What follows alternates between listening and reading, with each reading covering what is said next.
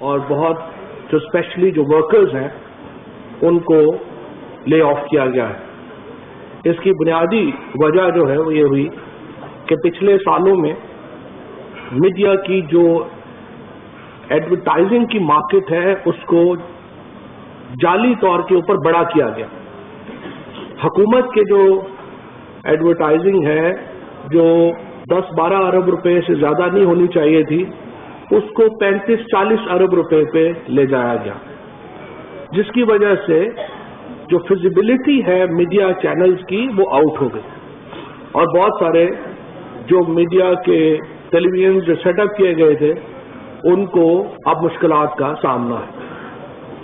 کوئی بھی میڈیا، پاکستان کا میڈیا ہو، انٹرنیشنل میڈیا ہو، ہم Pakistan in terms of media regulations یا in terms of media atmosphere we are one of the most modern countries in the world. ہمارا جو میڈیا کمپیریزنز ہیں وہ آپ کسی تھرڈ ورلڈ سے یا مسلم ورلڈ سے نہیں کر سکتے، ہمارے میڈیا کمپیریزن تو فرسٹ ورلڈ سے ہوتے ہیں۔ جتنی یہاں پر میڈیا کو آزادیاں حاصل ہیں، جس طرح کا میڈیا کا یہاں پر ماحول ہے، یہ تو کسی اور تھرڈ ورلڈ میں یا مسلم کنٹری میں تو آپ تصور بھی نہیں کر سکتے۔ لہذا ہم سب سے زیادہ جو اس وقت دنیا میں ڈی ریگولیٹڈ ملک ہیں جہاں تک میڈیا کا تعلق ہے۔ اس سے بہتری کی گنجائش بہرحال ہمیشہ رہتی ہے، بہتری کی گنجائش پاکستان میں بھی ہے، لیکن جو اس وقت سب سے بڑا میڈیا کو خطرہ ہے وہ خود میڈیا اونرز کے بزنس ماڈل سے ہے۔ کوئی بھی میڈیا، کوئی بھی انڈسٹری یہ نہیں مان کے چل سکتی کہ ہمارا 60% بجٹ یا 65% بجٹ ہمیں گورنمنٹ دے گی اور ہم چلیں گے۔ گورنمنٹ نہیں دے سکے گی۔ پاکستان میں اس وقت جو ہماری اکنامک سچویشن ہے جس میں ہم 30 ٹریلین روپوں کے قرضے کے نیچے دبے ہوئے ہیں، ہمارا امپورٹ ایکسپورٹ بیلنس آپ کے سامنے ہے، ہماری اوور آل اکنامک سچویشن آپ کے سامنے ہے، اور اگر یہ اکنامک سچویشن اچھی بھی ہو تو بھی حکومت کا فرض نہیں ہے، حکومت کا یہ کہہ لیجئے کہ مینڈیٹ نہیں ہے کہ وہ لوگوں سے پیسے لے اور پرائیویٹ بزنسز کو دے تاکہ پرائیویٹ بزنسز چلیں۔ جو میڈیا کا بزنس ماڈل، اپنے بزنس ماڈل بنانے ہوں گے۔ ابھی پیمرا کے وکیل صاحب نے ایک لمبی پریزنٹیشن دی ہے میڈیا ریگولیشن کی۔ میں یہ بھی آپ کو بتا دوں کہ ہمارا جو ریگولیشن کا جو پیریڈ ہے یہ بھی سکویز ہوتا جائے گا۔ اس وقت صرف جو دنیا جس ایک ٹیکنالوجی کے ریولوشن سے گزر رہی ہے ہمیں اس کو بھی اپنے ذہن میں رکھنا ہے۔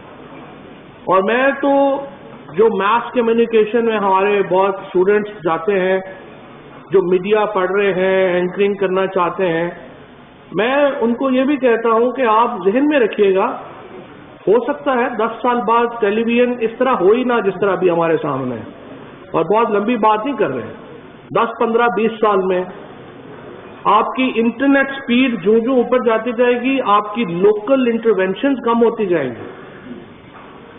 ابھی فیس بک اور گوگل جو دنیا کی 2 بہت بڑی ٹیکنالوجی کمپنیز ہیں، they have just entered into an agreement where they will provide high speed internet free of cost to under developed countries, اور افریقہ سے وہ شروع کر رہے ہیں۔ تو اگر انٹرنیٹ سپیڈ ایک خاص لمٹ سے اوپر چلی جائے گی تو ہمارا جو ریگولیشن ہے، جو ہماری ایک روایتی ریگولیشن ہے میڈیا کے اندر، وہ تو ویسے ہی ختم ہو جائے گی، اور انٹرنیشنل ریگولیشن کی طرف ہمیں جانا ہے۔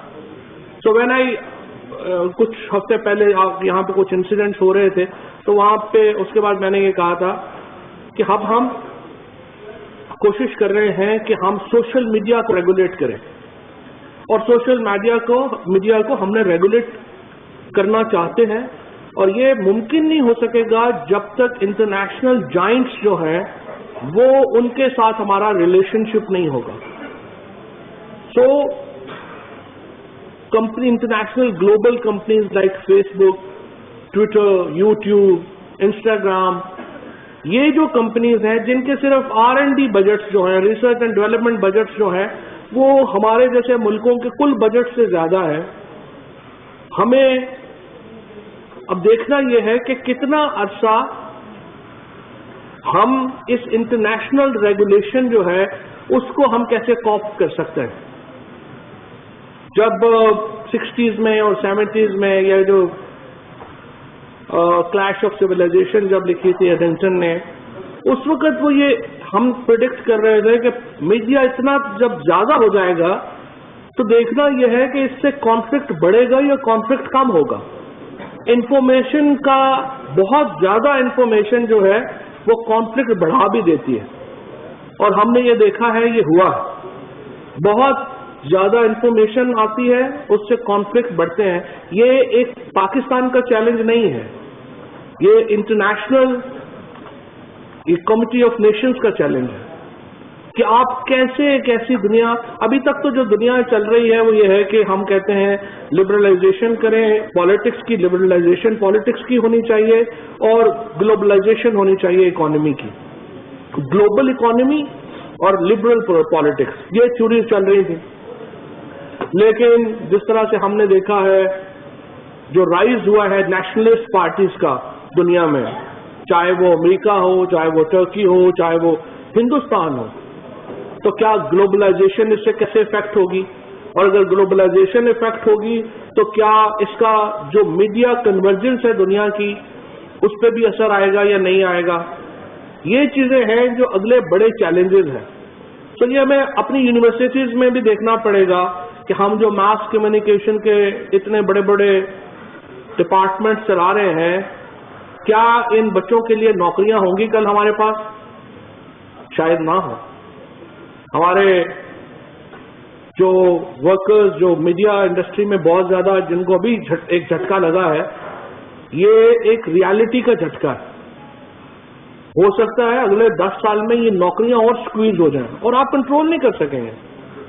لہذا اور جب بھی ہم میڈیا کو کہتے ہیں، اونرز کو کہتے ہیں کہ آپ فیوچر ماڈلز کو بھی اپنے ذہن میں رکھیے گا. فار ایگزامپل پرنٹ میڈیا، اس کا حکومت 2-2.5 ارب روپیہ سال کا دیتی ہے، لیکن کیا پرنٹ میڈیا کی یہی شکل جو بھی ہے یہ برقرار رہ پائے گی اگلے دنوں میں، اگلے آنے والے سالوں میں؟ بڑا مشکل ہے. ہو سکتا ہے برقرار رہے، ہو سکتا ہے اس کی حیت چینج ہو جائے، ہو سکتا ہے صرف کمپیوٹرز کے اوپر چلی جائے، لیکن اس کو دیکھنا پڑے گا کہ کیسے اس کو جو ہے وہ اس کی کیا شکل آئے گی. سو ابھی اس وقت دنیا اور بہت سارے ریولوشنز تو ہمارے پاس سے نکلے ہیں اور ہمیں پتہ بھی نہیں چلا. مثال کے طور کے اوپر ابھی اگر آپ غور کریں کہ جب واٹس ایپ آیا تھا تو کسی نے سوچا بھی نہیں، اس سے پہلے ساری ہماری یہ جو موبائل کمپنیاں ہیں یہ ٹیکسٹ میسیجز کے بنڈل بیچ رہی تھیں. ہر کمپنی ٹیکسٹ میسیجز کے اتنے ٹیکسٹ میسیجز آپ فری کر سکتے ہیں بنڈلز بیچ رہے تھے. اب واٹس ایپ آیا ہے تو آپ دیکھتے ہیں کہ ٹیکسٹ میسیجز آپ کے بالکل سامنے سامنے ختم ہو گئے ہیں، پتہ بھی نہیں چلا ہمیں. بیپر آیا تھا جب میل کے ساتھ، بیپر آ کے ختم بھی ہو گیا ہے، پتہ بھی نہیں چلا. آرٹیفیشل انٹیلیجنس آگے جس طرف جا رہی ہے شاید آپ کو پتہ بھی نہیں چلے گا. آٹومیٹک گاڑیاں، گوگل اپنی گاڑی 2019-20 میں لانچ کرے گا. ہزاروں لوگ جو ہیں وہ اس کے اوپر بے روزگار ہو جائیں گے.